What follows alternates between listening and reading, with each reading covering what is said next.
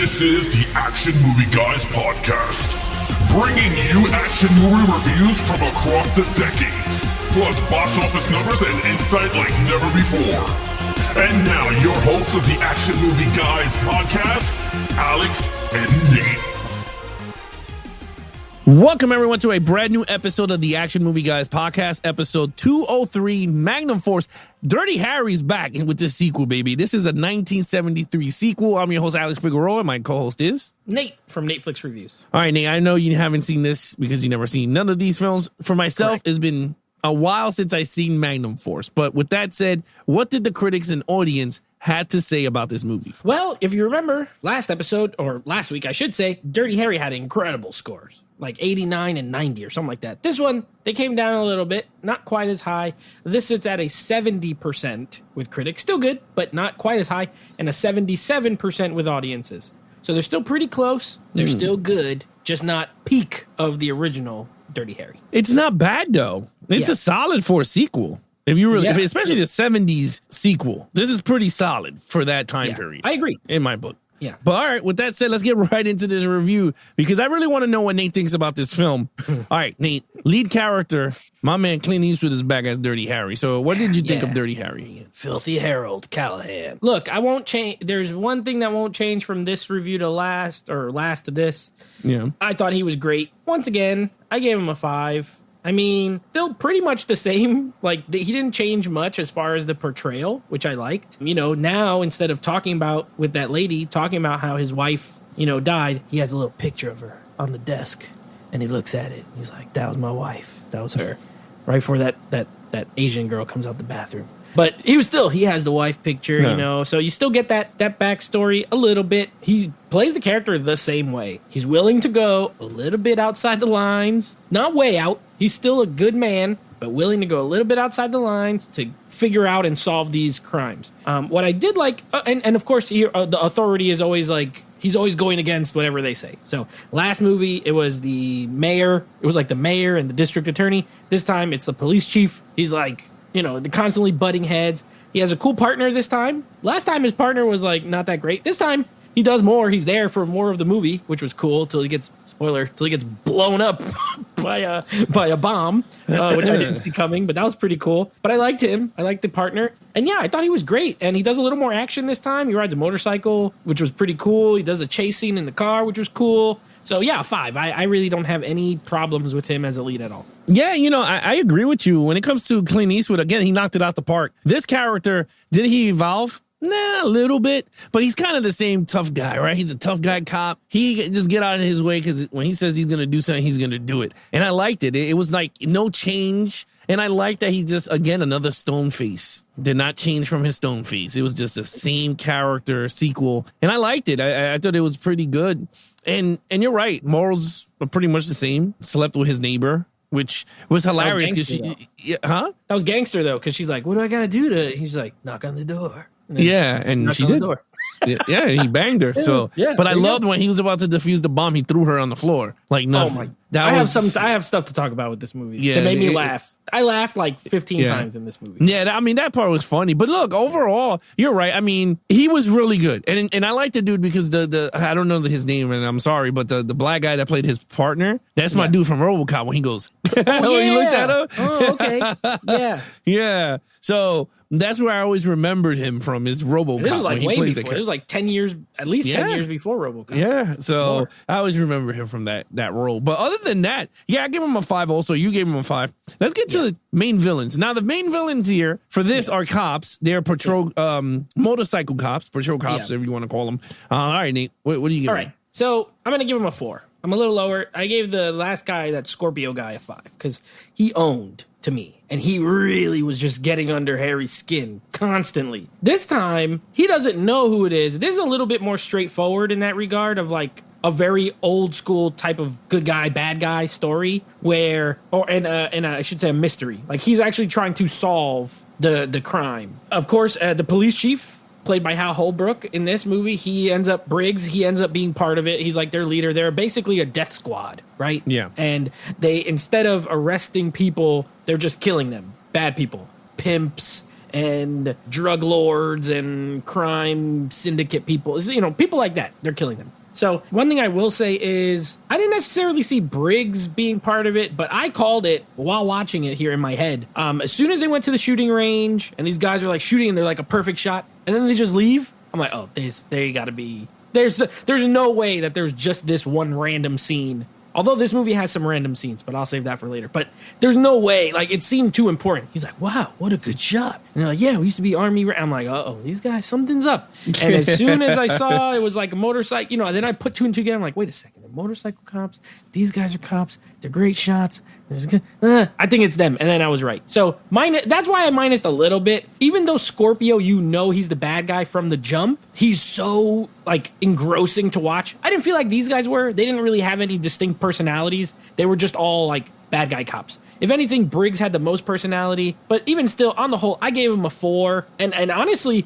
Scorpio was way more of a like a pain in the neck to Harry than these guys were. Like, he ended up taking them all out at the end, like, pretty easily, you know, with no help. His partner was dead, everybody. And so, I don't know. They were still good, though. They were still good. Don't get me wrong. But a step down, 4. All right. So, this, again, I totally understand. This is the first time you're watching the movie. So, this is fresh from your mind. I'm giving this a 5. I think in terms of villains, it's 5. And I'll tell you why. I totally understand everything you said. But the cool thing is they had a moral, like they had a moral to them. They're like anti-heroes. They're cops. They're vigilantes. Yeah, they're vigilantes. So, but the thing is, it was like they were cool. They were shooting. I mean, they were great shots. I mean, you saw the display. Each of them had different attributes to their shooting. One was way better than the other, and the other one had some other whatever. But I thought the camaraderie was actually pretty cool because how do you stop a gang of cops? Within, like, they couldn't because the chief was in on it. So he's like, you can't tell them nothing. And the only way to do it is by taking them down. Dirty Harry style. Yeah. And I liked it. You know, it brought an element to it because, you know, we've seen so many action movies and we never seen, like, besides Dread, where that was so obvious. It was like, you give me $1 million, we're going to take away Dread. It was just like, that was corny. But this one, the movie started off dudes getting sniped, right?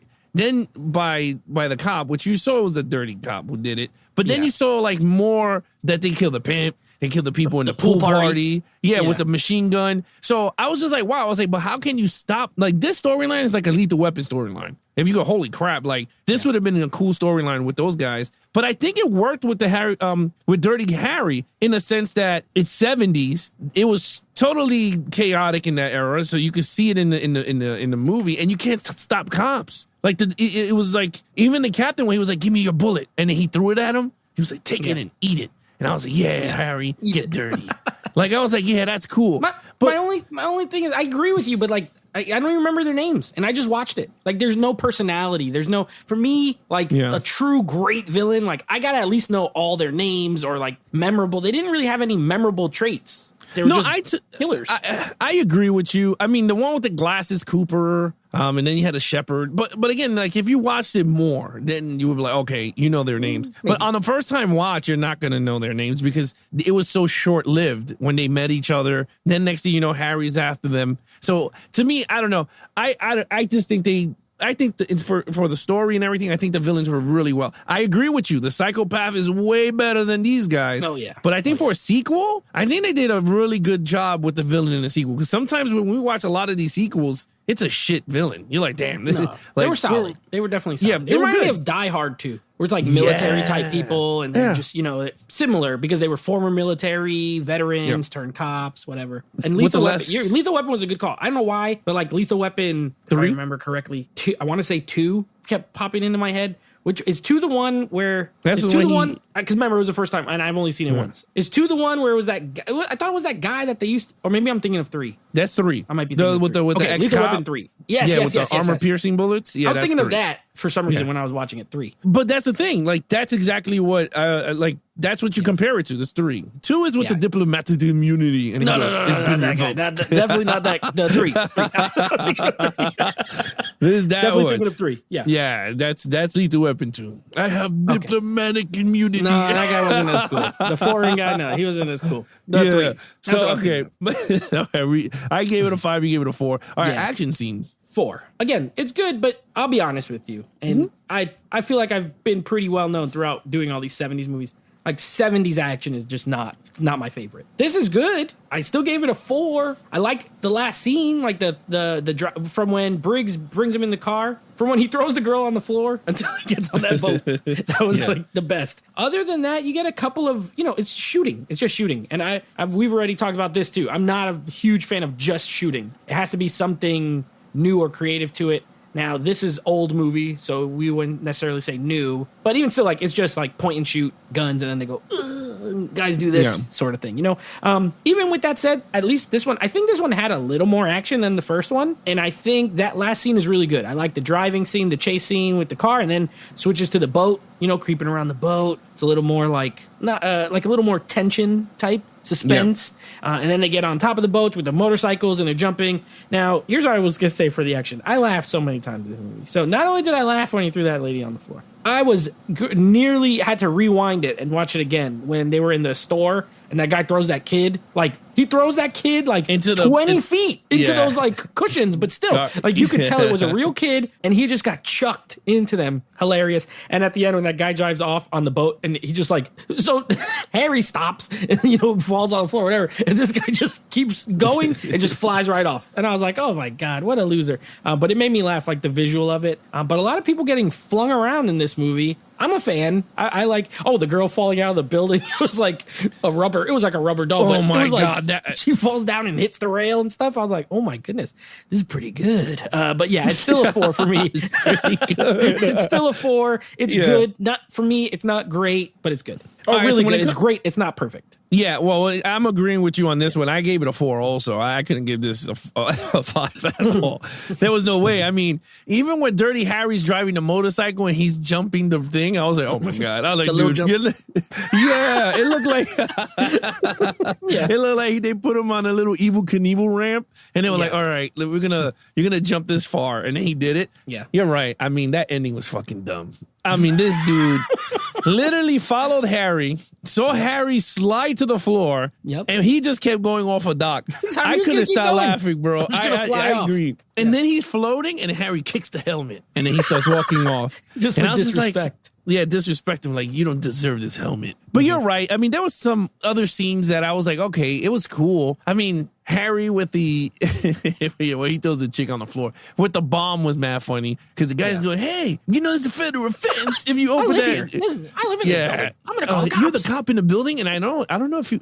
Oh no, talking about the line that he said that will never be repeated in any movie again. When the guy goes, gay guys. Yes, when he's going into the shooting range, and he goes, well, if you give me a couple of guys that could shoot like those guys, they could all be. I don't care. Yeah. And you saw the cop come out like, what? Like, I thought that was one of the funniest lines ever. But again, different time, but I thought it was a funny line as well. Yes. Yeah, when he delivered, I mean, I'm not going to repeat it because it was just wrong, but it was kind of funny because it just fits that character. If anything, he was promoting it. He was like, hey, cool, I don't care as long as they do. He just used a term we won't use. That's all. Yeah, but it was kind of funny. Yeah, that was kind of funny. But no, the action sequences were decent. They were excellent. But you're right, the rubber girl falling, them getting shot in the pool, the pimp strangling the girl in the back seat and giving her oil. Drano. It's not funny, but it's fucking funny. Like he's literally choking the chick out in the back seat and gives her oil. Like he went blunk. Give her drain cleaner. Yeah, drain cleaner. The other part that cracked me up was when they were in the grocery in the pharmacy or whatever, and the guy is pointing the gun at the partner. He's like, "Suck it." And the guy, he won't do it. And he's like, all right, well, get down. So then he goes to his knees so slow, and then boom, they just shoot through the mirror, and then everybody starts running all crazy. It was very 70s. This is why I did a point. When they had him become a pilot. I was going to talk about that in my overall. I but couldn't. You're right. First of all, he looked good as a pilot. I'm not gonna lie. Yeah. He looked really good as a pilot, and I was like, maybe he is a pilot in real life because he had the walking down pack. But when he sat in that cockpit, and he was like, "You can give me control," and the guy goes, "You know how to fly?" He said, "No," and he hits the brakes, and everyone flew. Let me ask you a question. Have you ever flown a plane before? Nope. Never was trained. And he was punching the dude. He's going like this. Like mashed potatoes. He starts making mashed potatoes with his face like this. He doesn't punch him with the bottom of his fist. Like this. It was hilarious. And the terrorist guy, this is why I started laughing. The terrorist guy didn't shoot nobody. He just kept running to the back, and then Harry goes, "Get down." And then he shot first, the guy turns around and shoots, but apparently the bullet went nowhere. Because Harry was right in the middle.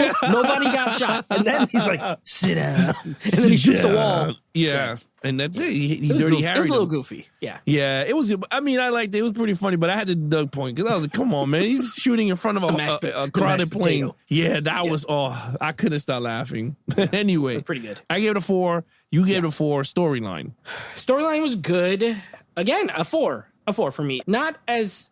And the reason is it's just not as... This kind of ties with my overall score too, which is... I'm not giving that now, but I'm just saying this story is not as tight as the original one. I don't always try to compare everything to the original, but when you're watching a sequel, you know, that's obviously the only comparison you have. So that movie I felt like was so tight. And even that, if you remember, I still deducted a bit for like having parts that were just like him running around in the woods for like mad long. This has a lot of those scenes in it too. Like that pilot part. Like, it means nothing. If you take it out, this movie is exactly the same. Nothing in that scene matters. The pharmacy scene, nothing really matters from that scene. You know what I mean? And so it just felt like there was a lot of stuff that was put in here to add maybe some action scenes. It's my guess is that they wanted to add a little more action, so they wrote these scenes. But they don't, in the grand scheme, they don't mean anything, and they could have been taken out. It slows down the pace when you have these kind of scenes that don't really... Like, I'm not even lying. I checked the time, and it's about 45 or 50 minutes before Harry is really involved in the case of catching these guys. And that's a long time. You know, the movie's 2 hours, and that's almost half the movie that he's not even like directly investigating the Death Squad guys. Yeah. You know what I mean? So it just took a little while to get there for me. That being said, once it does, I thought it got better. I thought the second half was a lot better than the first half, because then he's actually in crime solving mode, he's in Dirty Harry mode, trying to get these guys, and then you start piecing things together. So I think the second half is stronger than the first. Overall, I still give it a 4. I think it's a good story, but I have some issues with a lot of the decisions that were made in the script. I just think they just added stuff to add it, and I don't think a lot of it was needed. Oh, sorry. Yeah, I mean, I agree. I gave it a 4 also. I wasn't going to go full perfect. There was a lot of loopy holes. Like, you didn't need to have the chick again in the movie, to be honest with you. One time is enough for me. The bomb sequence, you didn't need the bomb sequence. It could have just been told better. To me, if Harry never got that bomb and it went straight to his partner and it blew up, I think it would have been way better. Emotionally, you'd be like, holy crap, because they attacked his partner first, and then he gets angry, right? You're right. The plane scene didn't work for me. I didn't even like the beginning as much where the commissioner comes in and he goes, "You're not even on this case, Harry. Like, you're off doing whatever." And he's like, "What do you mean? This guy's going to strike again." And I was just like, he gets what? kicked off the case for like 35 minutes. Yeah, he goes, "I've been on the force for so long, I never had to use a gun." He goes... And, he says his lines, and I was just like, okay, great, but like, you could do it once, but it was just like a recurrent conversation to put me on the case. He's like, "No, you're not on the case." And all of a sudden, "I need you on the case." And he's like, "You should have put me in the first place." But even that beginning scene, like, look how long, like, it's like this long thing of this guy getting out of jail and he just gets shot. I'm like, well, did we really need 10 minutes of setup to that? Not really. Well, yeah, because he asked him for the license, then the registration, then he shot all 4, and I was like, people are mad. I There's agree. news reporters. I'm like, what? Yeah, Yeah, I mean, look, it could have been tighter. It's a great movie. Like, I don't want people to be like, oh no, you guys, no, we're not shitting on it. It's a really good movie. I'm saying it's top 10 on of a lot of action movies out there in terms of storylines. Because not many strong. It's still good. There's just problems. Yeah, it's not many strong movies that I can say sequels out there. This one is actually really strong for its time, the 70s. This is a really strong sequel, strong story. All right, so we gave it 4 across. What's your overall? Yeah, so that, like I said, a perfect example of what you were just talking about, that opening scene, look how long the setup was to kill those guys, and then look at the pool scene. They literally just show up at this pool, throw a bomb in there, and then shoot everybody. You don't know who those people are, you don't know, but it still works. So I don't understand why they would pick and choose when things were stretched out long or short or whatever. This movie was good, I enjoyed it, I gave it a 3.5. So in my head, I'm 7 out of 10, and it's mostly because the pacing is just weird to me, and it's longer than it needs to be. I'm not saying this is like overly 2 hours is fine for a runtime, but this movie didn't need to be 2 hours because there's not 2 hours worth of a really tight story. Now, I guarantee it, if this movie was an hour and 40 minutes, I would probably give it a 4 or 4.5 because then everything is executed in a tighter manner. There's just a lot of fat on this thing, and it's still entertaining. I still had a good time. I still like watching Clint Eastwood, but I found myself checking out after, in the middle of the movie. I was like, okay, this is taking a little while to really get going, and then it ends strong. So for me, it's a 3.5. I still enjoyed it, not nearly as much as the first one. Well, I gave this the overall for me is a 4. I really enjoyed this movie. It still holds up. I'm gonna be honest, it still holds up. Clint Eastwood is top notch. I mean, he's a great actor. The villain, like I said, they were good. Actually, they were great. They were not perfect. They were great. Mm-hmm. The chief was the mayor from Jaws. Briggs. Was he the mayor from Jaws? The guy who played him? No, this guy was Hal Holbrook. I don't know. I don't think Hal Holbrook was in Jaws. Oh, okay. Maybe I could be wrong. Because they look alike. And I was like, man, he lost a lot of weight. But yeah, look. I don't think it was him. Yeah, but in terms of everything, I think it was good. There was one shot. There was a lot of good shots in this movie that I was very shocked. The scene that he goes into the comparing the bullets, and it was the top view. I was like, this is actually pretty cool. Because you don't see that type of shot no more. Except Malignant, they did it. But that was more camera going across. This was just stood right on top while he was just doing everything. And I was like, you know what? That was a pretty unique way of seeing it. And I don't know if you could put a camera in there anyway. Because that looked like a 2x2 room. I mean, that looked like a small-ass room. They were like, you know what? Let's just say budget. Let's put this thing on the ceiling. There was also a shot where the camera was on the motorcycle. When it was that was cool.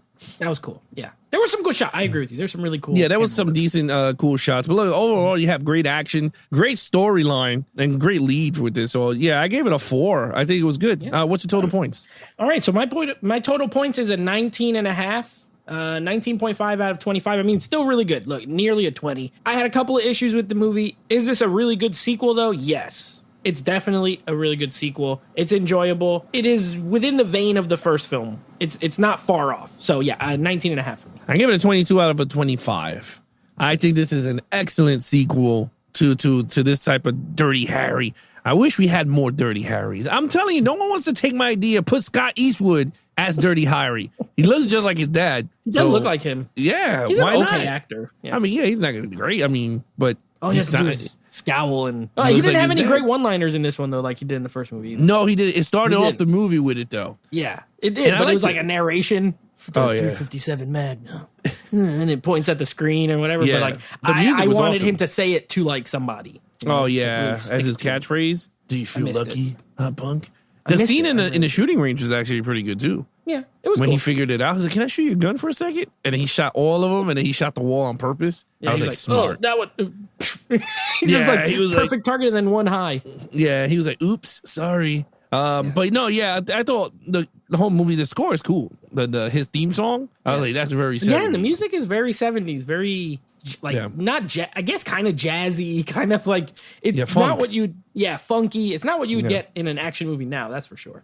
No, and the second, I mean, keep bringing up Lethal Weapon, but Lethal Weapon is the other one that has the blues guitar in the background when they play. It's like a unique thing to their movies. So anyway, with that said, I gave it a 22. You gave it a 19. what is coming up next on the podcast? All right. Next episode, we got a fun one that I'm very much looking forward to talk about with you. We're going to be doing our last in our horror-ish action films, and that's a little movie called Priest, starring a lot of famous people that you wouldn't think would be in a movie like this. I'll just say that.